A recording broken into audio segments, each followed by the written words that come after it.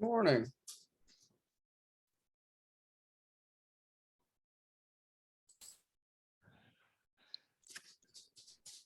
Hi there. How are Hello. you today? I'm making a Kong for my doggy. Oh, no problem. I got two of mine kicking around here, so I So yeah, understand. Let's see. yeah. Hopefully she'll be good. Want to say hi, Penny? Want to say hi? You want that? You can't even see. Come over here. Come over here so Cole can see you. Come over here. Oh, she's Good girl. cute. Yeah. Good girl. I don't know if you can see my mongrel Aw. hanging out, and then there's another one in the Aw. background, but Aw. he's a little more shy.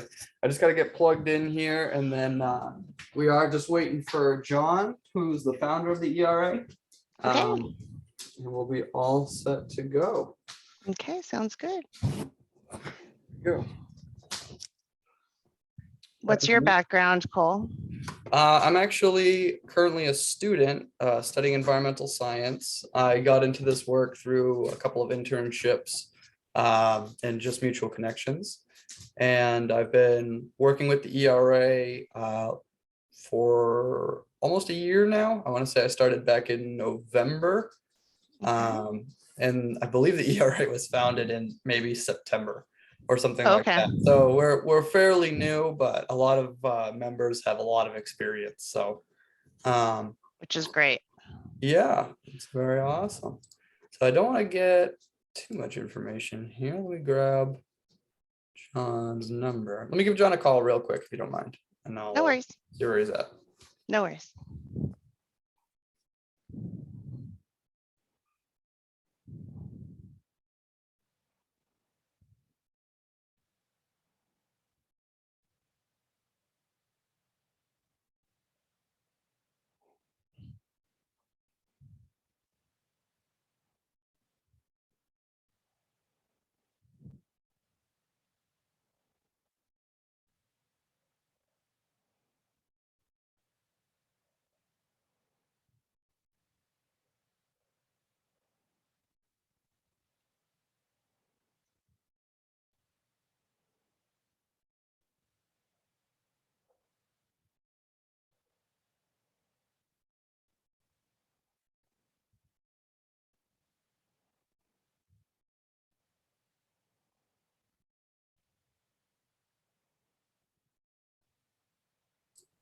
And there he is.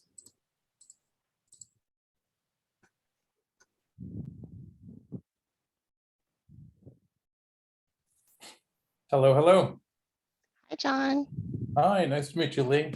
Nice to meet you too. I gather you've met Cole already? Yes. Okay. He wouldn't tell me too much until you got on the line. I have Well, secrets I'm to just keep. Yeah. catching on here and I envy you. I too would like to spend some time with John Liu and Judy Schwartz in some place like Santa Isabel, California. Well, we met at Rancho La Puerta. They had Uh-huh. come, they were invited guests for Wisdom Week. I don't know if you've heard of Rancho La Puerta. It's like a destination spa. It's Yeah, I have very, not. it's not as, it's not like hoity-toity or anything, but Uh-huh. it's a beautiful place and they have a lot of really great practices.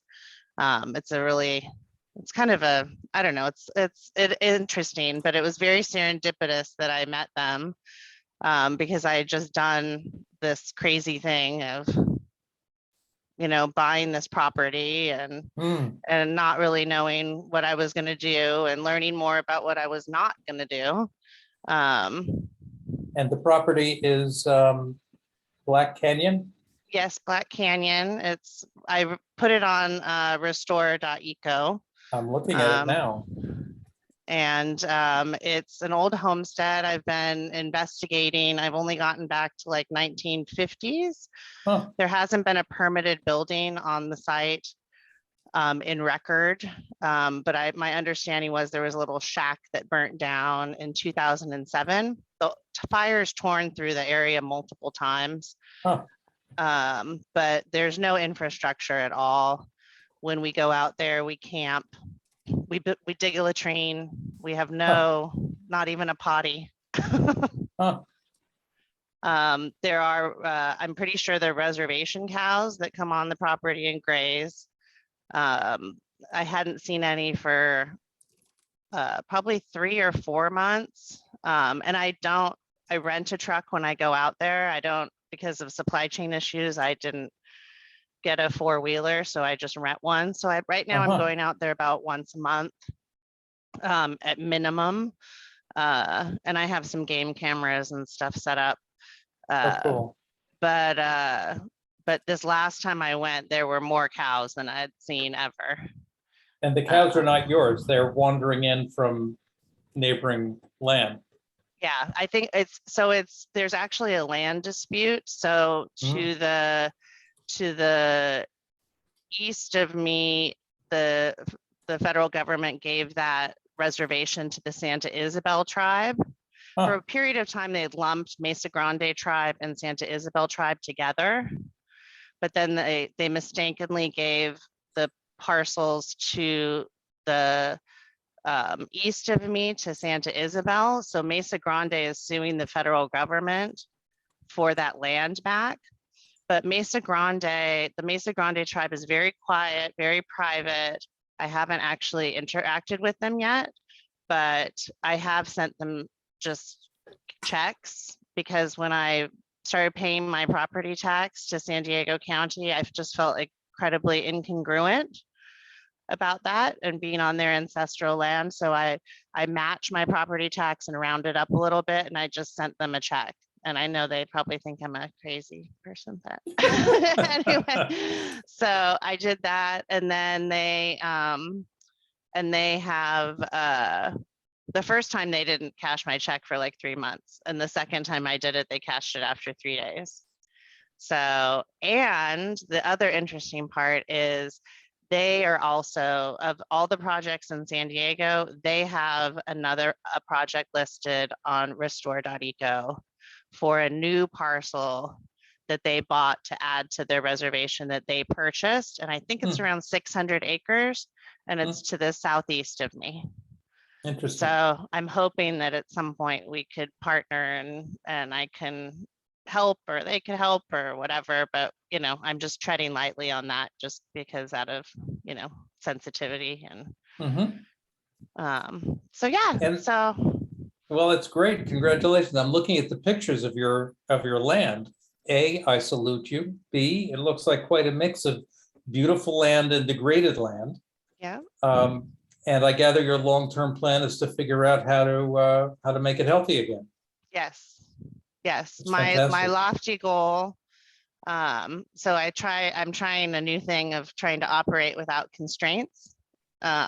So my lofty goal would be to, restore the springs and the water systems on Mesa Grande.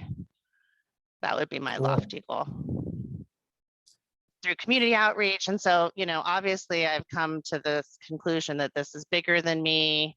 I can't do it alone. Yeah. And I, need to do community outreach, also just, funding and help, and also just getting killed on taxes. So I've decided to start my own foundation to support this. So I'm calling it the Encino Foundation, and we should be incorporated within 2 weeks in California, the next couple weeks. So I'm making moves. What's your background, Lee? So I'd say professionally, I started work in the Motion Picture Association, like out of college. And I started in anti-piracy, and then I worked my way up into the marketing and lobbying group, working directly for the COO as manager of special projects. And then I took a 14-year break to have my kids. So I have 4 children, and they range in age from 13 to 21. And then after I needed to go back to work, I got a job at Qualcomm. I don't know if you've heard of Qualcomm. Of course. So I work at Qualcomm in IT. I work in the office of the CIO, and I manage with my boss, the Enterprise Project Management Office. So I'm a project manager, program manager How by cool is trade. all of that? By trade. So I'm used to executing. I know planning is important. I definitely, I wouldn't say like good at consensus building, but I'm used to working with a lot of, disparate opinions to reach a common goal. So my current, I manage the Enterprise Project Management Office. And so that's all of IT, executing on projects in support of the business. But I have a project right now that has 680 assignment groups that are impacted.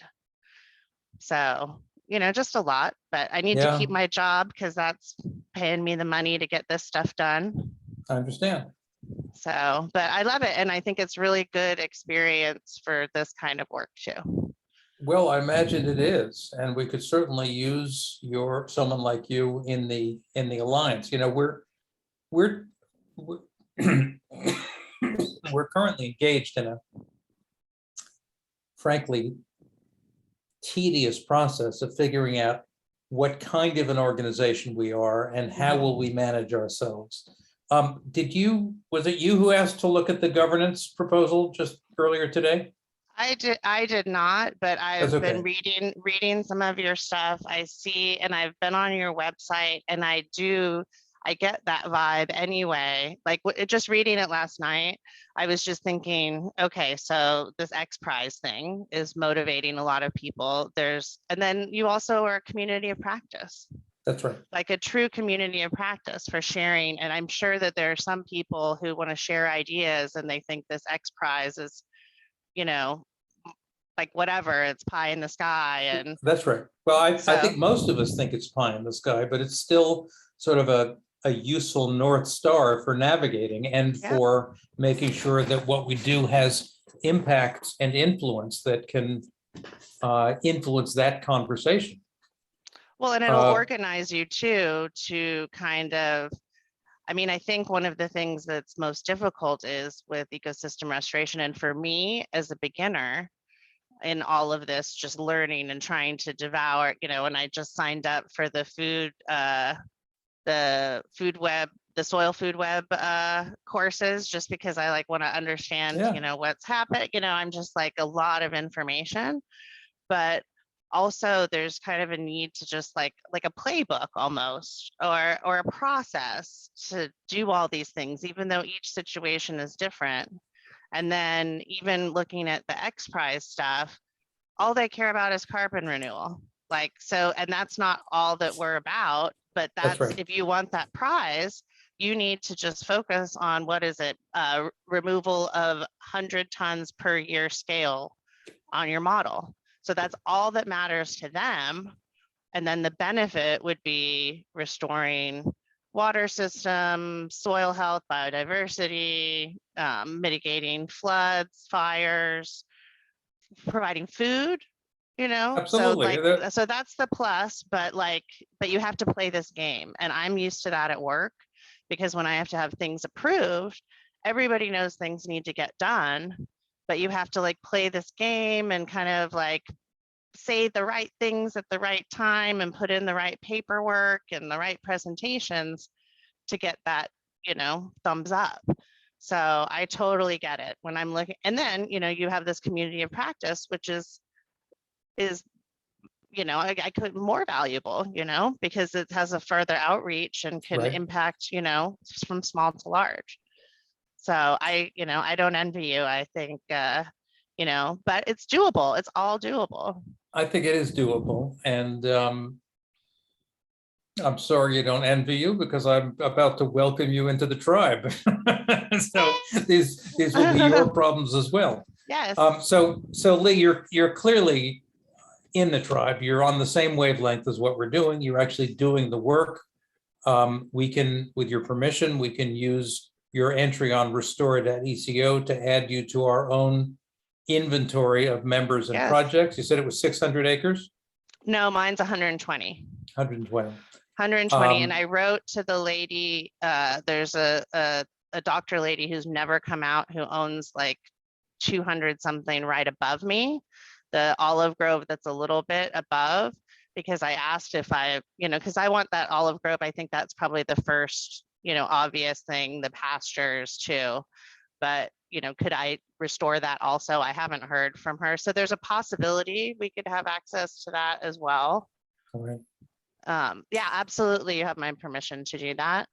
And Well, even for X Prize, I think that they want a site also. Well, looking that's at right. it. That's right. Yeah. So, the X Prize came in 2 rounds. There was the initial round. We did the application, we qualified, we didn't win. There's the Mhm. round 3 years from now, very big prizes. I suspect we'll qualify and not win. Yep. But that's okay. So we'll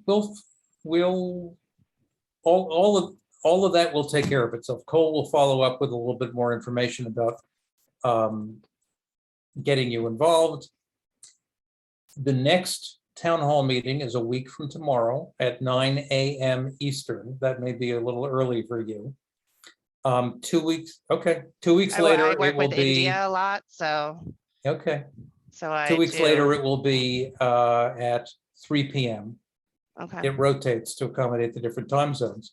But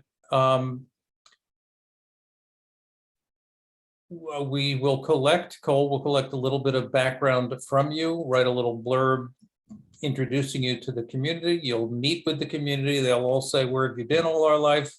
And then frankly, you'll be part of the community of practice, which by the way, is exactly the right phrase for us to hang on to as Yep. one of our key functions, because that has turned out to be, I mean, I know that's the term of art, but frankly, it hasn't been in this vocabulary before, but that's one very Yeah. good way of describing one of our Mhm. key functions. And there are some other key functions which are emerging. I'm working on a project right now, which has not been fully endorsed by the ERA, but I think it will be, in which I want to take all of these smallholder projects like yours, mere mortals doing modest pieces of valuable work, and try to get all of them together on a Google Earth-like map, so that Mhm. all of those stories are there, so that each of you are celebrated and can use it to recruit other people saying, "Look, I did this. These people think it's great. Don't you think you should be doing this too also?" And so on. So, and then there are going to be other projects. Cole is now exploring the notion that because we do have this really good community of practice, some of whom are the world experts on this kind of thing, Mhm. he's exploring the possibility that he can help provide consulting and liaison services so that someone like you can cook up with, and this would be my recommendation, Zach Weiss, Mhm. or Russ Spear, Mhm. both of whom are, I predict, I'm not the expert, but I predict they'll look at your landscape and say, the first thing we want to do is start making sure that the water gets soaked into the land. Yep. And that will allow some Recovery. spontaneous degrowth to happen. It will Mhm. begin rehydrating the soil. Then we see what comes next. So there are people who can help with that. And Yep. and I think it's great. I What think it's was the great what second you're name doing. you said? I heard Zach Weiss and Russ Spear. Russ Spear. Was he featured in one of Judy's books, maybe? He was not, to my knowledge, I don't but know. he's all over the place, and he's in Southern California. So you're going to Okay. be crossing paths with him as time goes on. That's good. Oh, thanks, Cole. Yeah, that's great, because I just, it's such a big thing to do. I want to be, make thoughtful decisions, Yeah. and not, be willy-nilly. And I think what you're describing also, which I think will be helpful for the X Prize. Do you have a committee for the X Prize? Because that's what I was thinking might be beneficial because some people don't care, but some people, like for me, like I could help with like the writing and the submission and kind of hitting those like sweet spots and the requirements if you needed that. Well, that's Um, great. So, you know, there but are a few other pieces of this puzzle. So the answer to your question is we pulled together miraculously quite a good team to do the X Prize proposal okay. that we did do. You can find that on our website. Mhm. And those people are still in the alliance, but they're now all working on ongoing things. This mapping project that I'm working on is a step toward being able to inventory all of our members' properties and assess, you know, quantify impacts, Right. and then that will eventually go into the X Prize proposal. In some ways, I'm not worrying about the X Prize too much right now, other than to sort of keep it out there as a 3-year benchmark while we figure out how we're going to grow this to where it actually is worth the X Prize's attention, and figure out the other functions and benefits of the ERA community for its members and for the world at large. And that's very much a discussion you'll be helpful with. But you know, another thing you might well be helpful with, I heard you suggesting that you're sort of a proposal writer, you're a project manager.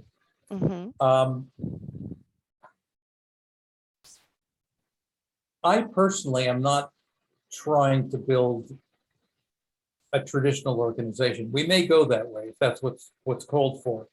But I don't have the ambition of becoming an administrator of a big organization. Maybe we need an organization, maybe we need an administrator, maybe that person is Lee for all I know. But that's not currently a critical question, frankly. The critical question is, what can we do and how are we going to do it? And of course, even with our very volunteer-based and modest ambitions, we currently have, and have been able to get done what we've done, one full-time individual, that's Cole. And I work on this around the clock, but I'm of a certain age and a certain circumstance that I'm just doing this as a this is what I do. He is building a career, et cetera. Whether it turns out to be Cole or not, we have to figure out how to pay his or his replacement salary going forward. And we haven't figured out our funding model. We don't know whether we're going to find a rich benefactor or we're going to be allied with some larger fund, or whether we're going to be member supported, or whether we're going to be crowd supported, or whether we're going to write some grants. Yeah, that's pretty difficult. I think those are all plausible scenarios. None of them are particularly exciting to the likes of me. Just one of the indications that I'm not destined to be the administrator of a big organization. But I would invite you, given your circumstances and your connections and your expertise, to have that in mind also, helping us figure out sort of the socioeconomic infrastructure of the Alliance is one of the challenges we're going to have. And we're going to need people who say, I have some ideas or I can help. Well, and it's, and I think because of the model, I mean, from what I'm hearing is you want it to be flat. You want all your members to have a voice. You don't want somebody to be a blocker, say like, you know, and say, oh no, that's a bad idea, or, you know, but when it comes to money and, you know, how you make investments, it's kind of required for someone to have a level of judgment or governance. You know, we're going through, so let me tell you a little bit about this governance discussion, which is happening as we speak right now. I put forward this governance proposal that that Cole is going to send you a link to.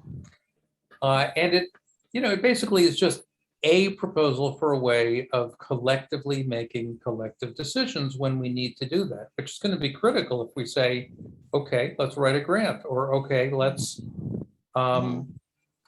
accept funds, or let's hire someone, or something along those lines. So we've been able to do it all so far just on the back of a napkin, but we're going to need some kind of a process. And mine is based basically on a converging consensus kind of a model. Anyone can put forward a proposal. If 80% of the people who vote are in favor of it, it passes, as long as 80%, 20% or more of the membership have weighed in. So, Okay. and there's a 1 week or a multi-week voting process during which people could say, well, I can't support it as it is now, but if you change it this way, I'd change my vote. And at the end of the day, this is something that is done in a number of open source groups, and we did it in my prior venture and my ongoing other venture called Enable, where I've got a global community of volunteers making 3D printed prosthetics that we give away for free. That's a whole Okay. different story. Yeah, I was curious what your background was, and we got just right into the meat of. Well, that's right. I'm happy to tell you about my background. It actually has some interesting parallels with yours. But what I wanted to say is that included in our group are Judy Schwartz and Jeff Goebel, who you probably read about in the consensus builder, Chronicles. right? Pardon me? Consensus builder, exactly work, so. right. Yeah. And I'm going back and forth with him. He's done some workshops with us, and he's got some great accomplishments under his belt. In today's email, he said, you know, we could do this lots of ways as long as there is no voting. He doesn't like voting. He thinks voting means there are going to be winners and losers.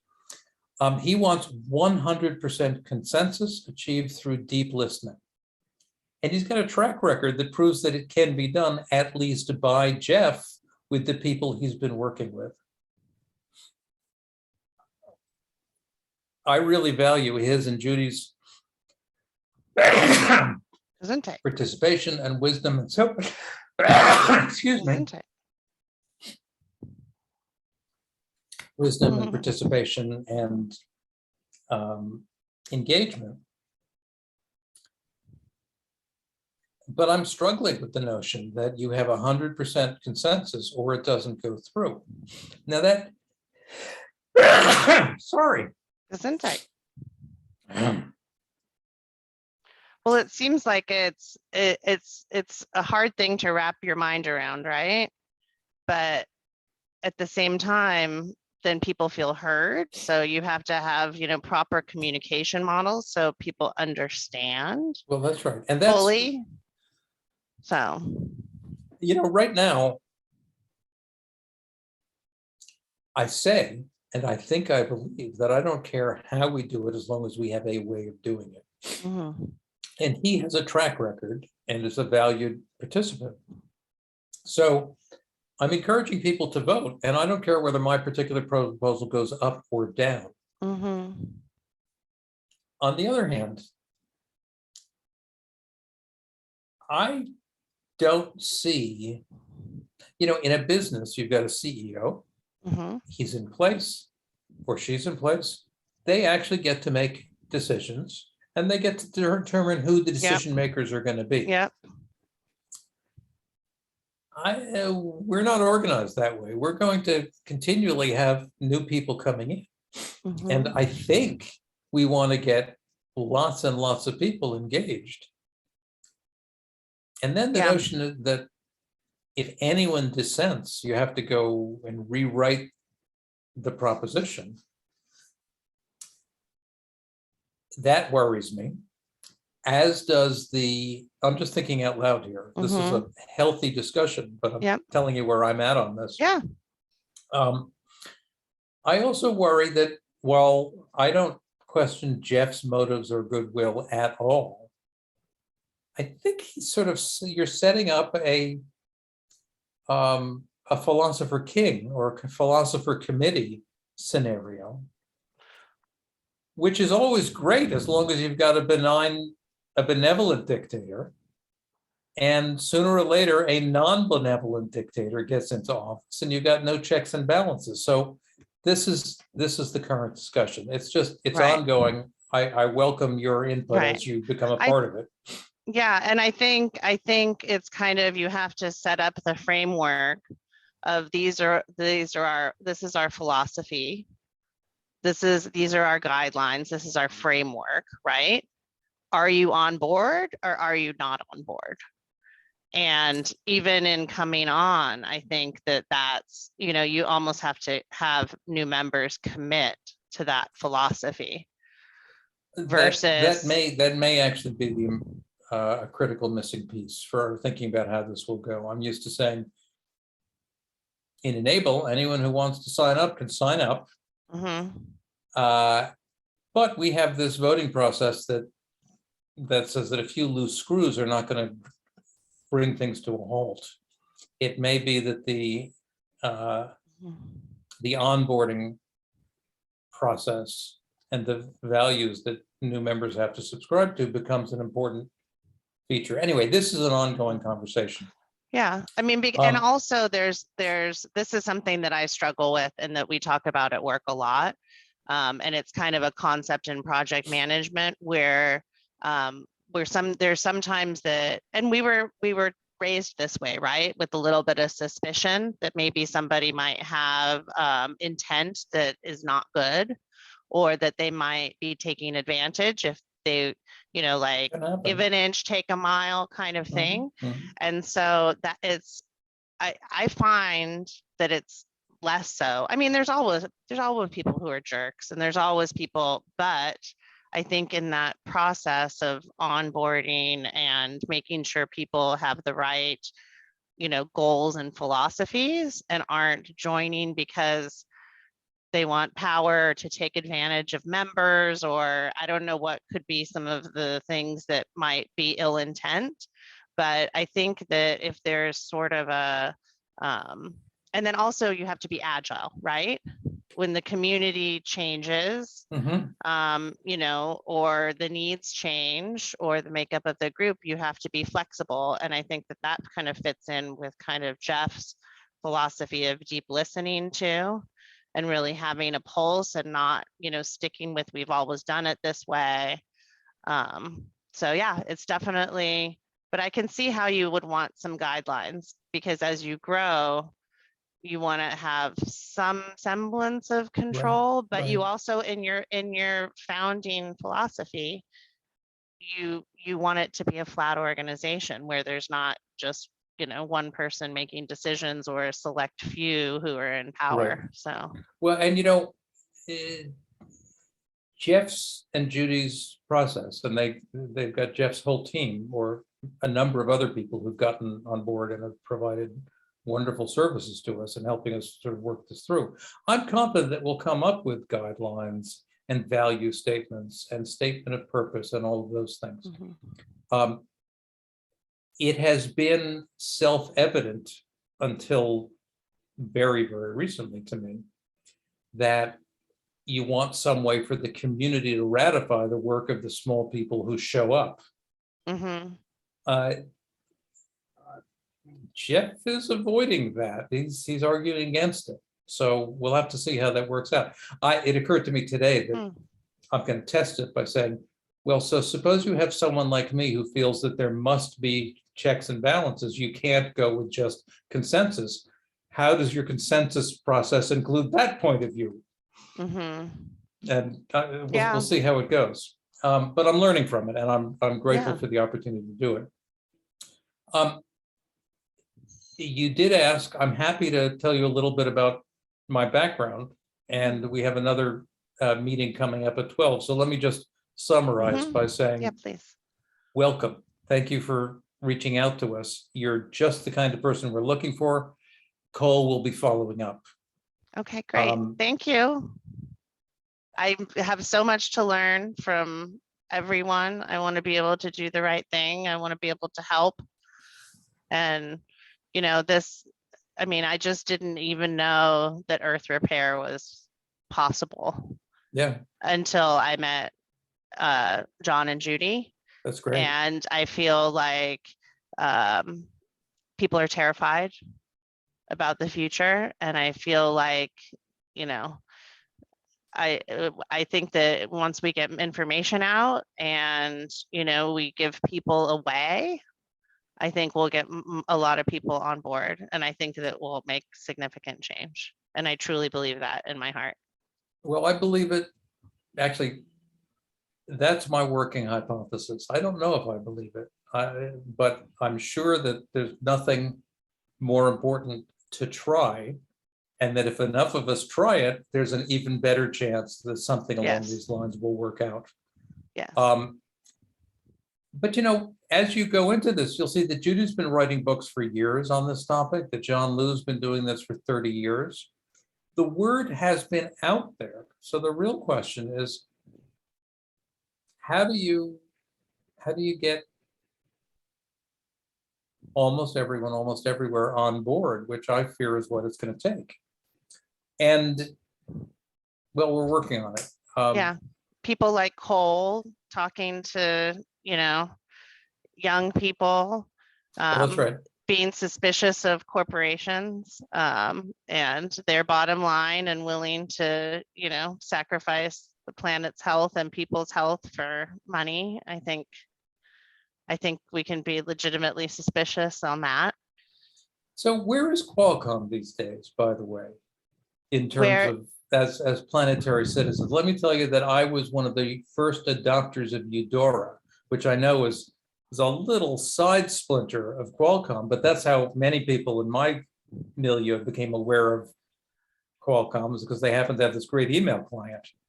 yeah, well, we're right now, we're just buying companies. We're, trying to build up more infrastructure. We're still in San Diego. We recently bought TDK, which is, for RFEE technology, which is like radio frequency. It's all about like automotive and Internet of Things and communication. As far as, they talk the talk about being, sustainable, and they have, their impact report. But I think they're, singularly focused on their growth.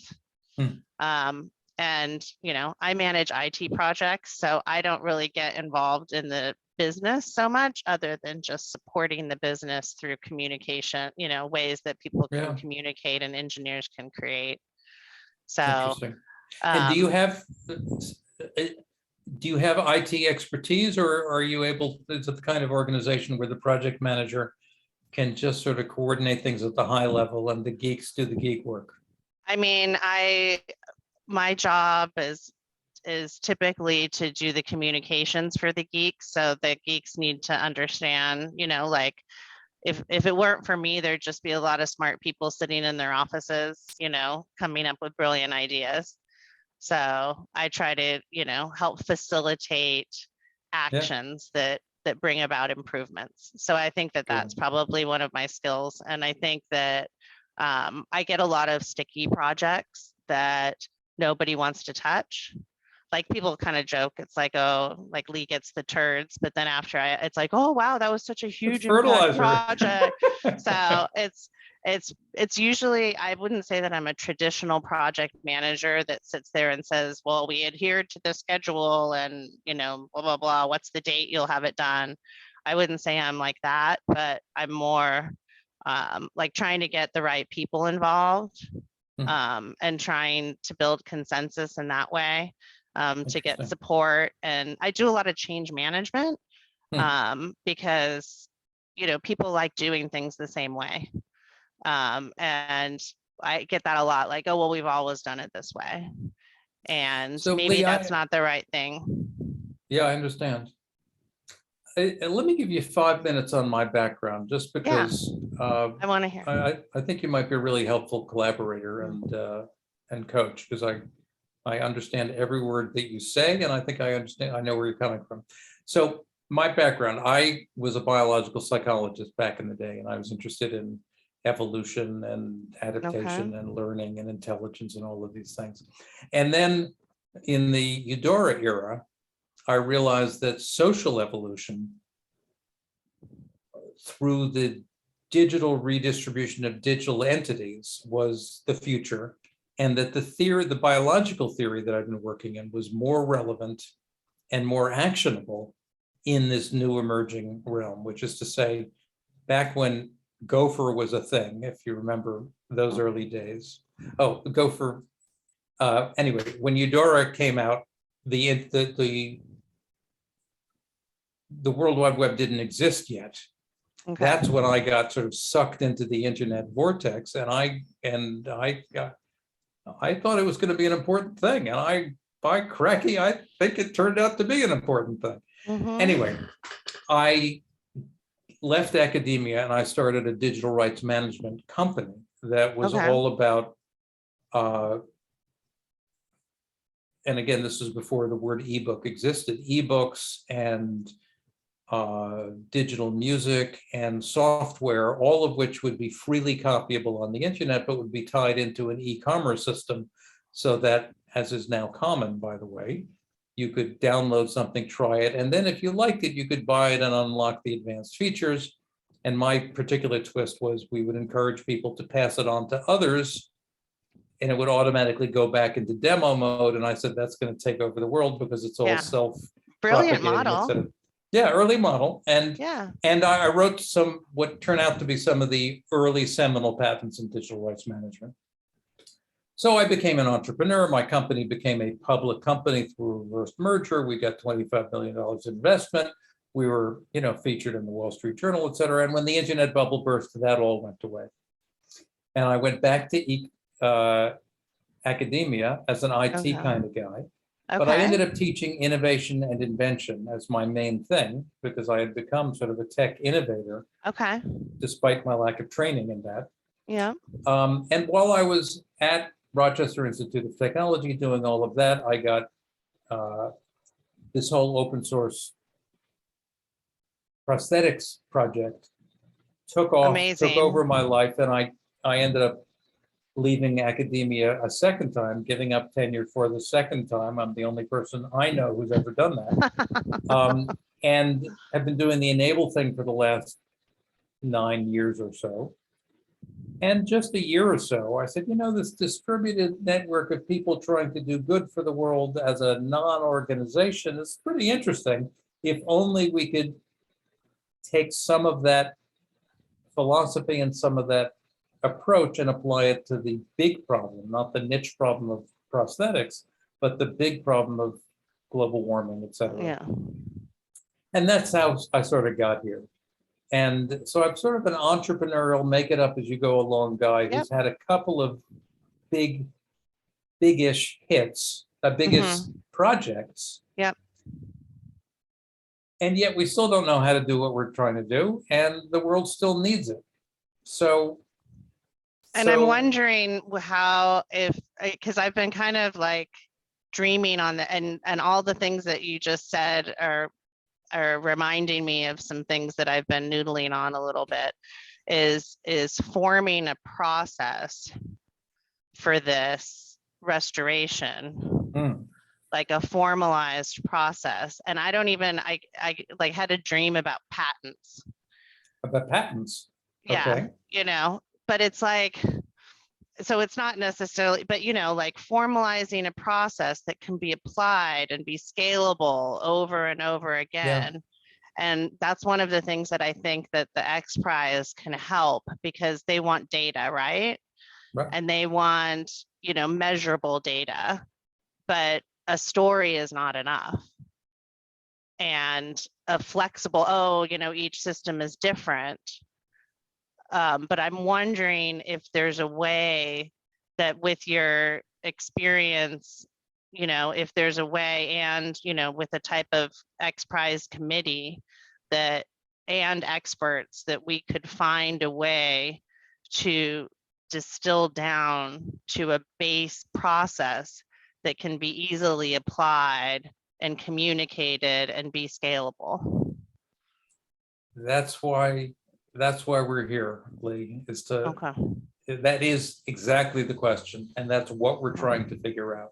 And, some of our members are experienced restorers of land. I don't even like gardening, although I've really come to appreciate what my wife has done here. So I appreciate the product, but I don't appreciate the activity.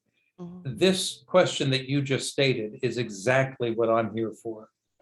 And there aren't that many people in the Alliance who fit into the category that includes you and me, right? Sort of project managerish people who are trying to get this kind of thing done, not necessarily within a well-structured organization, but in such a way that it will scale and spread in a replicable fashion. Yep. So I'm with you, and it's a conversation I want to continue. I will say Okay. that, when I did digital rights management, that chapter, the whole world of open source was not well defined. I was inspired by shareware, if you remember that term, and by the internet. So Yep. I did this when shareware on bulletin boards was the great innovation, but open source on the internet became the even greater innovation. And frankly, I think it trumped digital rights management. And so while I have 18 patents to my name, I don't really think they're worth the time, your time, unless you're Qualcomm and you're in that world. Well, and But- you're protecting them and you're monetizing them, right? Well, But that's that's right. what I thought of the concept of developing a process that was worthy of that, not necessarily for the outcome, but for that process Right. to exist and to be out there and to be available. And so, Well, it's a really interesting question, because one of the issues is that once you start protecting and monetizing, you will achieve global scale only by achieving, this is an argument, not a fact, but arguably you do it by becoming Cargill or Qualcomm, right. not by becoming a It's movement that everyone can right. become a part of. Right. And so it's incongruent, and I totally get that. But that one little slice of professionalizing it and to formalize just the Well, to process me, and that's the things you look at and how you measure it. I hear think that you. that's something to explore. It is something to explore. To me, that's the breakthrough of open source software methodology. Linux and the web, all of these open source things, they actually managed to take over. And while there are big companies like Red Hat that have achieved big company status by virtue of that, the truth is that much of the world is running on open source software, which is routinely copied and propagated without that protective strategy that that until open source software was the only path to world domination. Right. Enable, and I think what we're doing are trying to say, okay, it worked for software. Interestingly, it worked for reproducible entities. Well, plants, ecosystems, those are reproducible entities. And there are recipes for making healthy ecosystems. Maybe there's a way of having those recipes propagate. Yes. To make the territories propagate. Cool. Yes. Sorry, I've been mostly just listening in and trying to compound some notes here. Just to add to the conversation, the main restoration process, as I've seen it and as I've heard it interviewing all of our members, there are three main parts to any restoration project. There's the capturing of the water, and that is the store it, spread it, sink it process. There's the supporting of the natives, so bringing pollinator plant species, trees, and putting and keeping animals on the land. And then there is getting people involved. So projects like these are only sustained by communities who are involved and invested in the process. I don't know if that would help, but as I see it, those are the three keys so far to any restoration project. Cool. That was really good. Why isn't there a triangle diagram that has those 3 points? Because you've been occupying me with your mapping project, so I Okay, haven't had time to do it. give me a 1, 2, 3. I'll make the diagram, but I think you're right. That's a really good high level summary. Interestingly, when you said involve the natives, I thought you were going to talk about indigenous people, but you know, There's something to be said for that also. I mean, well, absolutely. Oh, yeah, absolutely. And I think, for sure. okay, so Yeah, that's good, Cole. that's great. That's great. And You then heard it there's here the first. how, you know, and then you can drill into the details Right. and then everybody Cole, needs money to get things done also. Cole was talking about, he had this notion that we need a handbook or an encyclopedia or a Wikipedia Mhm. of best practices that we can use internally and that we can, et cetera. And I said, that's great, but it's a big job, but it could be. Imagine a pyramid, Cole. Maybe you're working on a pyramid, a wiki pyramid. It's a three-sided pyramid. The top slice is exactly what you said. Those are the three corners of the edges. If people want to go down a level, they can unpack a little bit more. They go down another level. Yep. Each of those things. And anyway, think about it. And I'll think about it. this is also, you know, opportunities too for practitioners, you know, in the community of practice to fill in also. Yes, that's Where right. there are things that are appropriate. So it actually, you know, builds into a sort of living resource, you know, Yeah. with data sharing and I mean, it would just have to be organized in a way that was, you know, searchable, accessible, Right.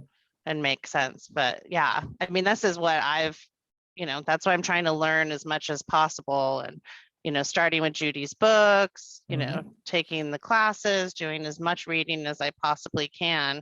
That's And just great. when you open up your mind to a different way of thinking, All right, the great. possibilities are there.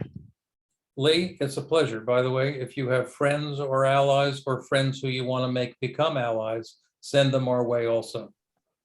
I will for sure. Thank you for including me in your group, and I will join, you know, the meetings where I can, and anytime that you want to reach out to me, you know, I will.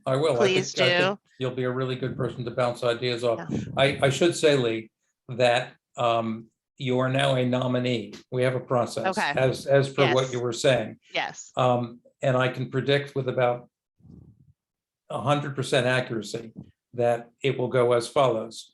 You'll say hello. There will be no objections. You'll have met a few people. Everyone will have had a chance to say, this person looks fine, or actually to take a look and say, whatever. Yeah. This is another good person who somehow No has found us. blockers. Right. And then it'll happen. But for the moment, you are not yet a I'm member. a member. You're I'm merely a nominee. sure thing. Aw. Thank you. Talk to you It's an soon. honor. It's an honor. Thank It's a you. pleasure. Thank you.